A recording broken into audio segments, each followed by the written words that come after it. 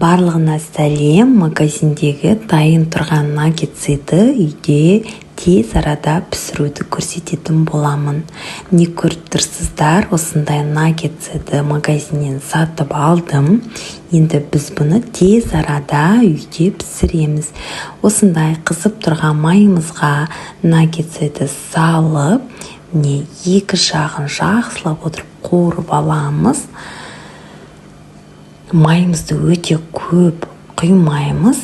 Дәл осы видеодағыдай болу керек. Екі жағын осылайынан қыздырып алғаннан кейін тарелкамызға салып, дастарханымызға ұсынамыз. Небәрі 3 минутымыз кетеді.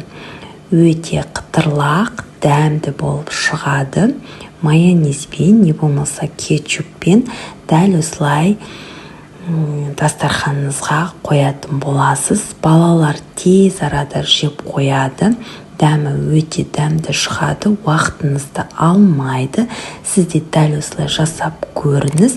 Видеоға лайк басып, достарыңызға осы видеоны жіберіп қойыңыз.